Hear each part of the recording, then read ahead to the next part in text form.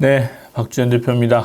오늘은 6월 8일입니다. 아침에 원래 이제 출근 전에 요즘 촬영을 하는데 오늘은 조금 늦게 촬영을 했어요. 이유는 또 이재명 대통령이 1주년 기념 기자 간담회를 하신다고 해서 그 내용까지 확인하고 또 여러분하고 이렇게 대화를 하는 게 맞겠다라고 생각을 해서 시간을 조금 늦췄습니다. 이제는 본격적으로 대통령도 정책을 또 과감하게 펴겠다는 의지가 좀 저는 보였습니다. 그래서 주식시장 얘기도 좀 하시고, 정책 얘기도 하시고, 또 가장 중요한 부동산 얘기도 좀 하셨어요. 그런데 금리가 어찌됐건 상황으로 보면 오를 것 같습니다. 그리고 이미 주담대 금리가 상단은 7%대까지 가까이 간 것 같습니다. 그래서 금리가 상당 부분 올라 있다라는 부분은 부동산 쪽에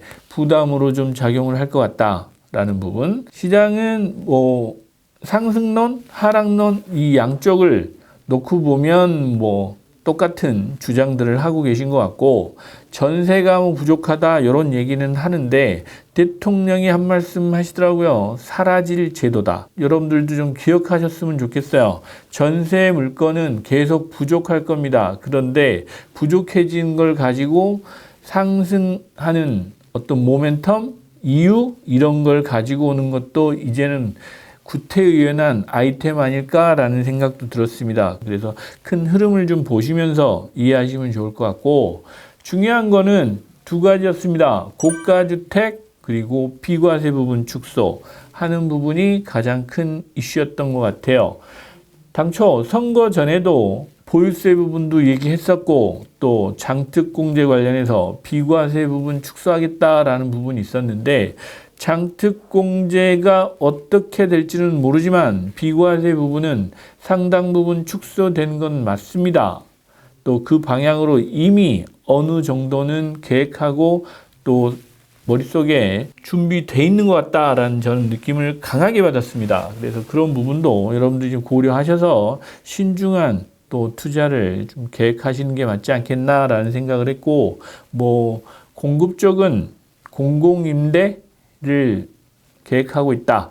특히 좋은 지역에 교통도 편하고 또 여러분들이 들어오고 싶어하는, 예를 들면 강남 쪽, 서울에 좋은 입지들의 공공임대 공급을 하겠다라는 의지도 분명히 보이셨던 것 같아요. 그래서 주택 투자 쪽에서는 일정 부분은 방향을 정하고 가고 있다라는 부분은 분명하다.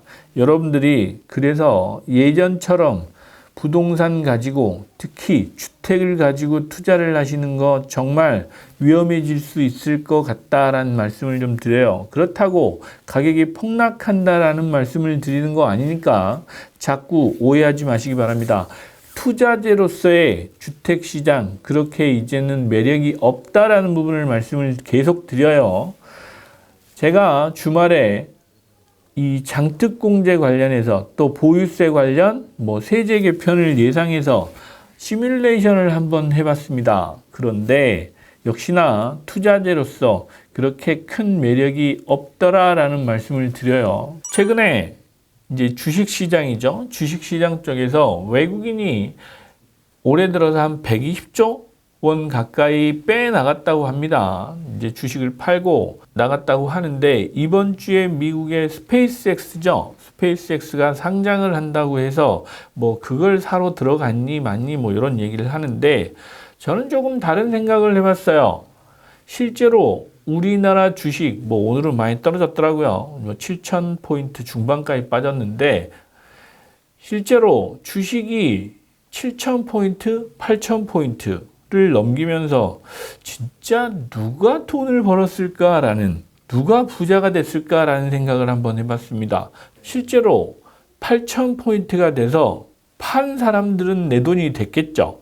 하지만 지금 들고 있는 사람은 내 돈이 된 건 아닙니다.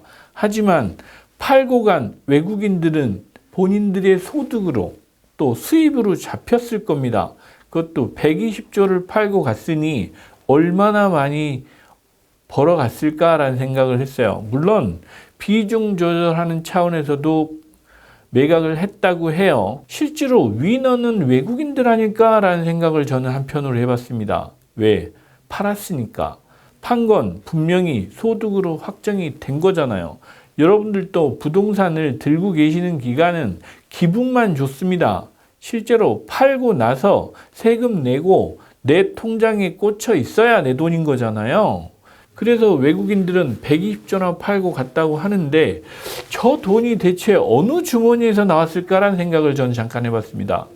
결국엔 외국인들이 판 주식을 개인들 또 우리나라 기관들이 샀다고 해요. 그런데 기관들은 또 어디서 돈이 나서 샀을까? 여러분들이 가입한 ETF니 펀드니 이런 자금들, 최근에 뭐 레버리지 펀드라고 하나요? 그런 펀드들 가입하신 돈 가지고 기관들도 투자를 하셨을 거예요. 결국 대한민국 국민들의 돈 가지고 주식값이 오른 거 아닌가? 그래서 결국은 120조를 팔고 갔다고 하는데 그 120조가 누구 돈이냐라는 생각을 저는 잠깐 해봤습니다. 대한민국 국민의 돈 아닐까? 그러면 대한민국 국민들이 죽으라고 일을 해서 삼성전자가 분기당 뭐 50조 원 이상의 이익을 났다고 해요. 그럼 2분기까지 100조가 나면 그 돈 외국인들이 다 벌어간 거야? 라는 생각이 갑자기 들었어요. 그래서 이게 지금 맞는 건가라는 생각도 들고 지금 이 고유가, 고환율, 고금리를 버텨낼 수 있는 사람들 그렇게 많지는 않잖아요. 어느 정도 소득이 되고 또 수입이 있으신 그런 분들은 버티시는데 지장이 없지만 빚을 잔뜩 내가지고 투자를 하신 분들 주식시장도 뭐 비투라고 하죠. 최근 보니까 뭐 신용대출 받아가지고 주식 사신 분도 많다고 하는데 그런 비투를 하신 분들은 또 이런 시장에서는 한 방에 가는 겁니다. 그렇잖아요. 못 버티시는 거니까. 제가 항상 말씀드리지만 투자는 버틸 여력이 있으신 분들이 결국은 마지막에 위너입니다. 결국엔 이 투자 시장도 부익부 빈익빈 또 자본이 여유가 있고 견뎌낼 수 있는 사람들은 떨어지고 오르고 하는 시장에서도 잘 견뎌내고 또 잊어먹고 있다가 우리 흔한 말로 뭐 그거 있어도 살고 없어도 사시는 분도 있지 않습니까? 그런 분들은 잘 버텨서 결국 위너가 되실 텐데 이 와중에 우리 지금 젊은 청년들, MZ들 이런 분들은 또 내가 공부를 좀 열심히 했다고 해서 주식 투자해가지고 또 빚까지 내서 사신 분들 플러스 마이너스 제로 아닐까라는 생각. 제로면 다행이고 거기에 오버페이스 하신 분들은 영끌족이라고 우리 표현하더라고요. 그런 분들은 이것도 마이너스가 돼서 힘든 시간을 또 보내는 분도 많겠다라는 생각이 들었어요. 그래서 최근에 이런 이제 투자 시장을 놓고 제가 이제 보는 관점에서 보면 여러분들 스스로를 통제하지 못하면 절대 부자 되는 게 쉽지 않다라는 말씀을 꼭 드리고 싶었어요. 거대한 자본을 가지신 분들은 승리하죠. 이길 겁니다. 왜? 시장을 쥐락펴락하고 있는데 당연히 이기지 않겠습니까? 외국인들이 바보여서 이렇게 계속 오르고 있는 시장에서 팔고 나갔겠어요? 그건 아닐 겁니다. 투자 포트폴리오가 분명히 있고 또 본인들의 기준이 분명히 있어서 분명히 손해보지 않는 비즈니스를 했을 거라는 생각을 저는 해요. 지금 시장을 놓고 보면 이렇게 가파르게 오르는 게 진짜 우리 국민들한테 좋은 걸까라는 생각도 저는 한편으로 해봤어요. 국민들 입장에서 보면 차곡차곡 올라가는 게 오히려 더 안정적이고 국민들 정서에도 좋고 또 국민들 자산에도 긍정적인 효과가 아닐까라는 생각. 이런 변동성이 큰 장세가 벌어지는 거 바람직하지 않아 보인다라는 생각이 좀 들었어요. 오히려 어려운 사람들 주머니를 털어가는 이런 거대 자본에 놀아날 수 있겠다라는 안타까움이 오늘 아침에 조금 들었습니다.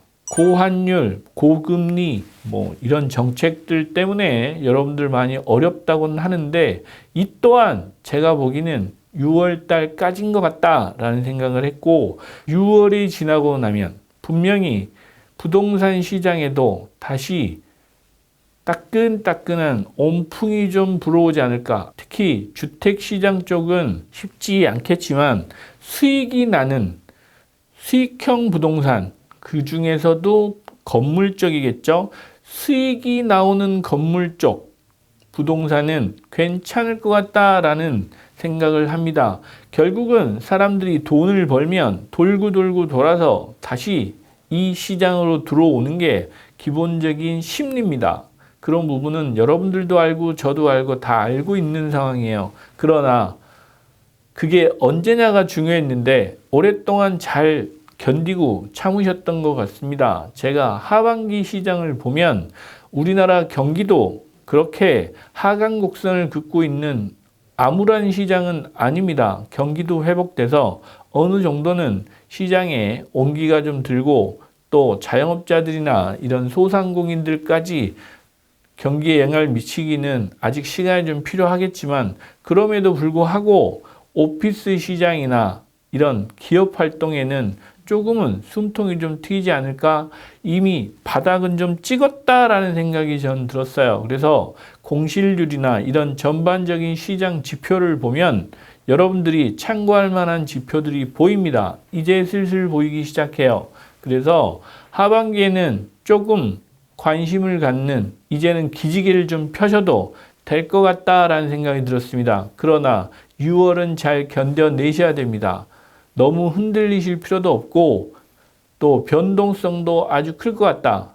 또 격변도 있을 것 같다라는 생각은 듭니다. 하지만 본인의 생각이 정확하고 분명하게 서 있다라고 하시면 그렇게 힘든 시기도 아닐 것 같다. 좋은 기회일 수도 있겠다라는 생각을 저는 해봤습니다. 오늘 아침은 여러분들이 좀 곱씹어 가면서 영상을 보시면 하반기 투자에 많은 도움이 되실 것 같습니다. 네, 감사합니다. 안녕하세요. 빌딩의 신 박주현 대표입니다.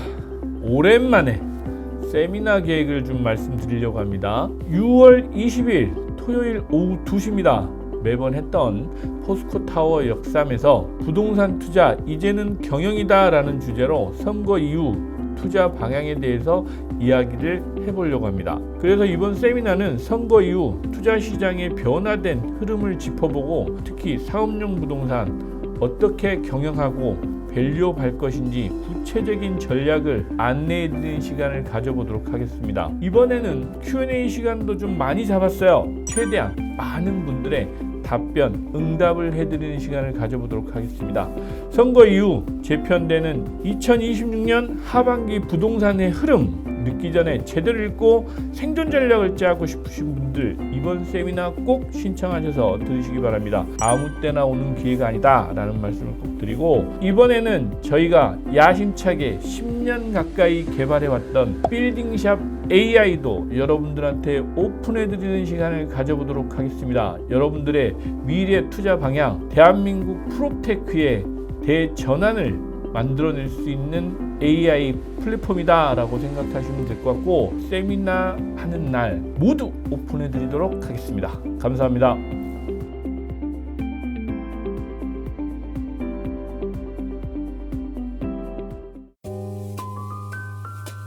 구독, 좋아요, 알림 설정까지 꼭 부탁드립니다.